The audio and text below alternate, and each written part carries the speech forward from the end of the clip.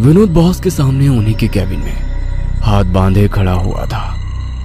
उनकी मैगजीन में उसकी कहानी को काफी ज्यादा नेगेटिव रिव्यूज मिल रहे थे और ये लगातार चल रहा था कि विनोद की लिखी हुई कोई भी कहानी दर्शकों को पसंद नहीं आ रही थी। देखो विनोद, मैं नहीं चाहता कि कोई दिन ऐसा आए जिस दिन मुझे बुला के तुमसे ये कहना पड़े कि आज तुम्हारा इस नौकरी पर आखिरी दिन है और ये तुम्हारी कोई आखिरी कहानी है जिसे हम छाप रहे हैं सिर्फ इसलिए कि तुम हमारे साथ लंबे समय से काम कर रहे हो।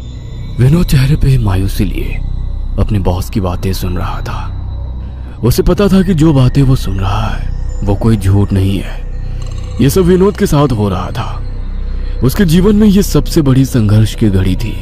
वो सकुचाते हुए बोला, मैं कोशिश कर रहा हूँ बॉस, पर मैं ये भी नहीं चाहता कि मेरी नौकरी मेरी एक खामी की वजह से चली जाए। आप प्लीज मुझे एक और मौका दें। मैं इस बार अपनी मैगजीन की कंपनी को निराश नहीं करूंगा। बॉस ने विनोद के चेहरे पर उतरी मायूसी को देखकर अपनी कुर्सी छोड़ी और आकर विनोद के पास खड़े हो गए। विनोद, तुम कोई ऐसी कहानी क्यों नहीं लिखते जिसे दर्शक पढ़ते ही उस कहानी पे अपनी पकड़ बना ले? अपना जॉनरा चेंज कर लो विनोद एक बार, शायद ये तुम्हारे लिए काम कर जाए। विनोद अभी तक हल्की फुल्की प्रेम कहानियां ही लिखता चला आ रहा था, पर उनमें ज्यादा रस ना भर पाने के कारण उसकी कहानियों की व्यूअरशिप कम होने लगी थी। उसके दिमाग में उथल पुथल चलने लगी और सहसा वो बॉस से बोल उठा, ओ बॉस, हॉरर पे हाथ आजमा के देखो क्या? हाँ, कर सकते हो विनोद। उन्होंने उसके कंधे पे हाथ रखते हुए कहा, ये जॉनरा आजकल काफी ज्यादा डिमांड में है और यूथ इसके पीछे पागल रहते हैं। तुम उन्हें टारगेट करो, शायद जादू हो जाए। विनोद बॉस के कैबिन से बाहर निकला और अपनी डेस्क से अपना बैग उठाकर चल दिया। विनोद अब ऑफिस से बाहर निकला तब उसके दिमाग में कहानी को लेकर उलझन चल रही थी। उसने अपने आसपास से लोगों को गुजरते हुए देखा। उस दिन विनोद नहीं, एक कहानीकार, एक लेखक की नजरें अपना जीवन बचाने के लिए लोगों में कहानी ढूंढने का संघर्ष कर रही थी कि तभी विनोद की नजर सामने रेस्टोरेंट में बैठे एक आदमी पर गई। उसकी बेचैनी किसी को भी एहसास करा देने वाली थी कि उसके साथ कुछ ठीक नहीं था। विनोद ने अपने कदम उसकी तरफ बढ़ा दिए। विनोद अंदर रेस्टोरेंट में गया और उस आदमी के बगल में रखी कुर्सी पर बैठकर उसे देखने लगा। थोड़ी देर में विनोद की टेबल पर एक कॉफी आ गई और वो कॉफी पीते पीते उस आदमी की हाव भाव देखने लगा। वो डरा हुआ था। उसके होंठ कुछ ऐसा बुदबुदा रहे थे जो किसी की समझ में नहीं आ रहा था। आसपास बैठे लोग उसे पागल समझकर इग्नोर कर रहे थे कि तभी होटल का मैनेजर वहां पर आया और उस आदमी को वहां से जाने के लिए कहने लगा। ये सुनते ही वो आदमी उठ खड़ा हुआ और डर में कहने लगा, वो यहाँ अंदर नहीं आ सकती, वो 10 लोगों के बीच में नहीं आ सकती, लेकिन अगर उसने मुझे अकेला पा लिया तो वो मुझ पर अपनी शक्ति का प्रहार कर देगी। प्लीज मुझे बाहर मत भेजिए। विनोद ने गौर से उसकी बातों को सुना और वो हैरान होने लगा था।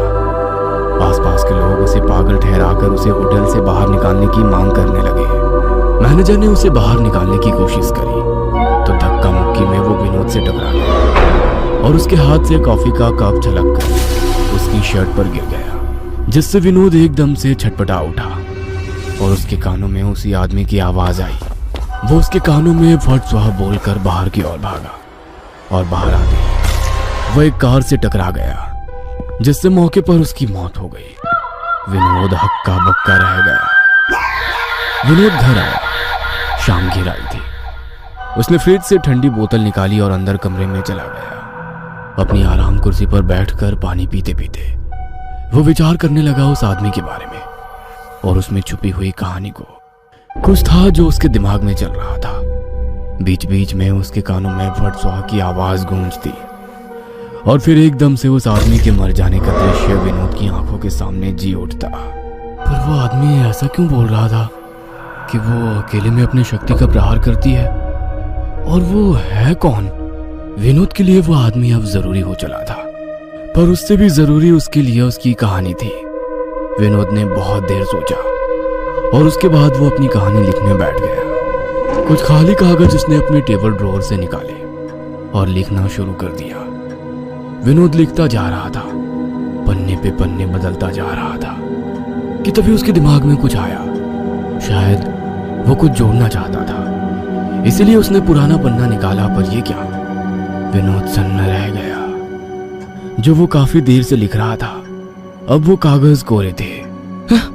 अरे ये क्या हुआ? मेरा लिखा हुआ कहाँ चला गया? मेरी सारी मेहनत। विनोद चौंक गया था। उसे कुछ समझ ही नहीं आ रहा था कि इतने में साइड में रखा हुआ उसका फोन बज उठा। कॉल एक अननोन नंबर से थी। विनोद ने कॉल उठाई।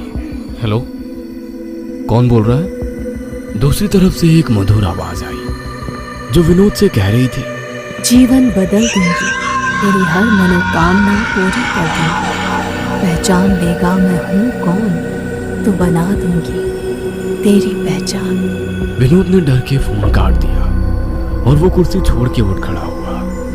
वो कुछ देर तक अपने फोन को देखता रहा और फिर शांत बैठ गया। बैठे बैठे विनोद की आंख लग गई और जब नींद भारी होने लगी तो विनोद ने बिस्तर पकड़ लिया और सो गया। रात के 2 बज रहे थे। विनोद गहरी नींद में सो रहा था कि तभी एक सपने ने उसे घेर लिया। उसके सपने में एक औरत है जो लगातार रोए जा रही है और किसी के पैरों में पड़ी हुई है।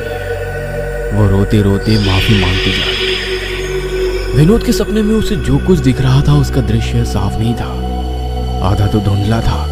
बस उसे वो औरत जिसकी आंखों में आंसू थे और उसने पुराने जमाने के वस्त्र पहन रखे थे वो दिख रहा था, और उसके अलावा 2 दिव्य पैर थे जिन्हें उस औरत ने पकड़ रखा था।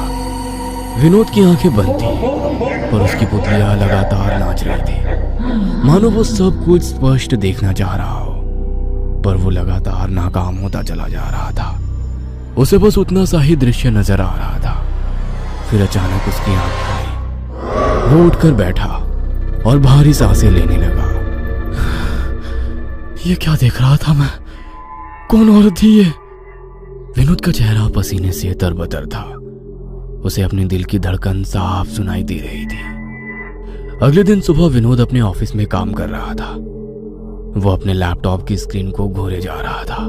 उसे शब्द समझ नहीं आ रहे थे कि तभी एक साथ काम करने वाला कर्मचारी उसके पास आया और उससे कहने लगा कि बॉस ने उसे बुलाया है। अंदर बॉस और विनोद की बातें चल रही थी और थोड़ी देर बाद विनोद बाहर निकला। वो अपने डेस्क पर वापस बैठा तो उसे एक झटका सा लगा। उसने अपनी कहानी जहां छोड़ी होती है उसे उसमें से आगे का लिखा मिलता है। कहानी आगे बढ़ गई थी। विनोद हैरान रह जाता है और अपने आसपास नजरें घुमा के देखने लग गया। सब लोग अपने अपने काम में व्यस्त थे कि तभी उस फ्लो में अंधेरा छा जाता है और लोगों के सिस्टम बंद पड़ जाते हैं, जिससे वहां काफी आवाजें उठने लगी थी और फिर एकदम से सब कुछ शांत पड़ जाता है। किसी की कोई आवाज नहीं आ रही होती है। अचानक से एक बीट की आवाज से पूरे फ्लोर पर लाल रंग की रोशनी फैल जाती है, जिसमें विनोद अपने आप को अकेला पाता है और बाकी सारे कर्मचारी वहीं बैठे बैठे भूत बन गए थे, जैसे मोम के पुतले होते हैं। विनोद डरा हुआ महसूस करने लग जाता है।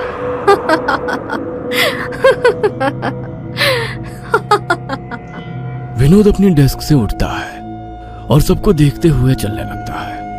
उस हंसी की आवाज को सुनते हुए वो इधर उधर देखने लग जाता है।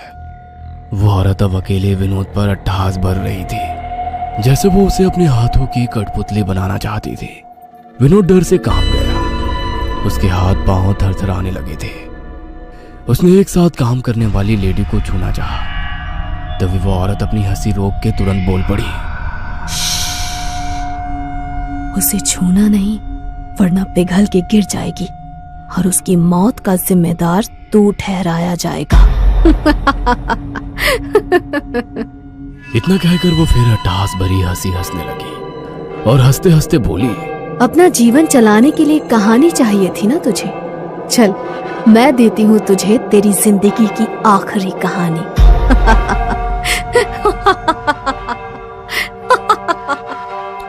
उसकी हंसी और उसके शब्दों ने विनोद के होश उड़ा दिए। वो अपना होश खोकर जमीन पर गिर गया।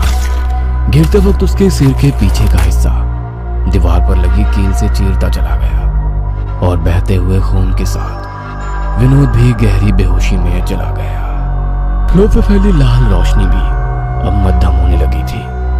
धीरे धीरे वहां अंधेरा हो गया और फिर सब कुछ नॉर्मल हो गया। सब लोग अपने अपने काम में व्यस्त थे कि तभी किसी की नजर विनोद पर पड़ी, जो जमीन पर लहूलुहान पड़ा था। वो चिल्लाते हुए उठा और उसके साथ सब लोगों ने मिलकर विनोद को उठाने में मदद करी और तुरंत उसे हॉस्पिटल ले गए। विनोद की आंख हॉस्पिटल के इमरजेंसी वार्ड में खुली। उसके सर पर एक पट्टी बंधी हुई थी और ट्रीप लगी हुई थी।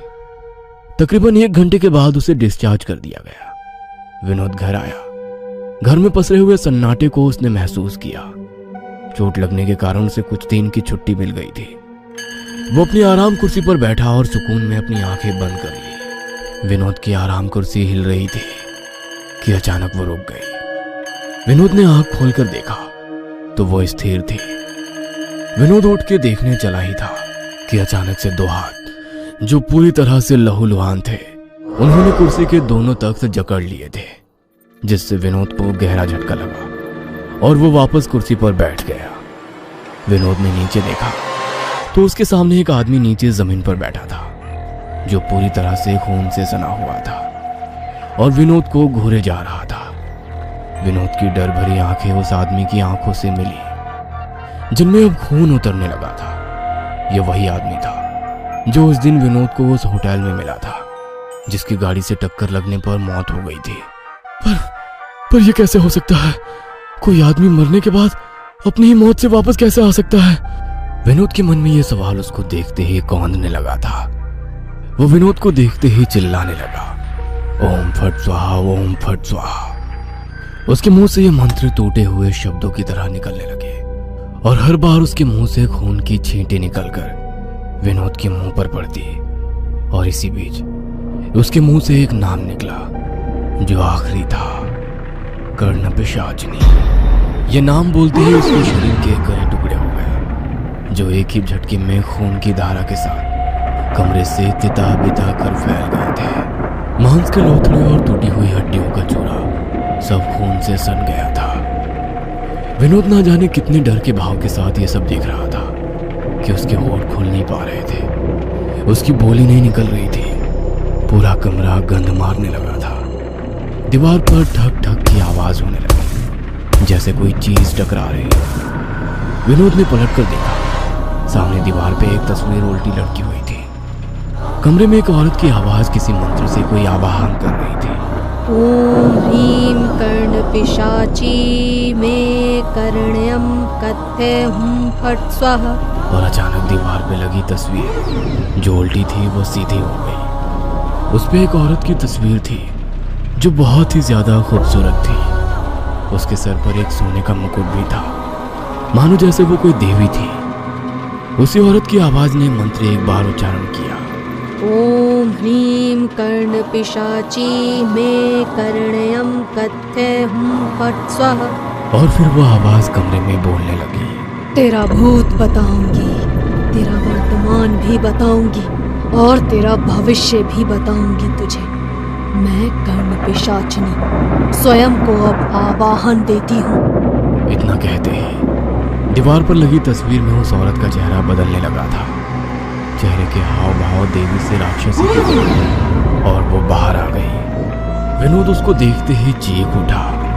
पूरा कमरा और कमरे में रखी चीजें हिलने लगी थी। और सबसे भयानक था भगवान के फोटो वाले कैलेंडर्स, जो अपने आप पलट गए, मानो भगवान ने भी अपनी आंखें बंद कर ली थी। वो उसके पास आई और बोली, तेरा भूत एक संघर्षित जीवन, तेरा वर्तमान एक संघर्षित जीवन और तेरा भविष्य मेरे हाथों द्वारा तेरी मृत्यु। उसके जबड़े से भयानक नुकीले दांत बाहर आए। उसका पूरा शरीर गाढ़ा नीला पड़ने लगा, आंखें लाल रंग में उतरने लगी। इसके बाद वो विनोद का आहार कर गई। अंधेरा घिर आया था। विनोद के घर की छत से एक काला गहरा धुआं उठा और वो आकाश में कहीं लुप्त हो गया। एक अंधेरी गुफा के अंदर एक छोटी खाई के उस पार एक नौजवान अग्नि के समीप बैठा है। अग्नि के उस पार एक तांत्रिक है। उसकी आंखें उस नौजवान को देख रही है। वो बोला, उस लड़के की आखिरी कहानी का किस्सा तो समाप्त हो चला।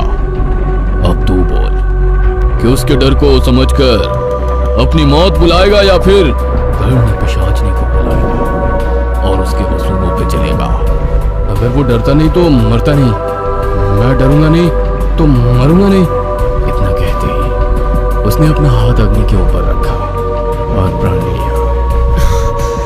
मैं प्रण लेता हूँ कि मैं अपने सारे संबंधों का नाश कर दूंगा और खुद कर्ण पिशाचनी का दास बनकर रहूंगा। उसके इतना कहते ही तांत्रिक ने मंत्र से उसका आवाहन कर दिया।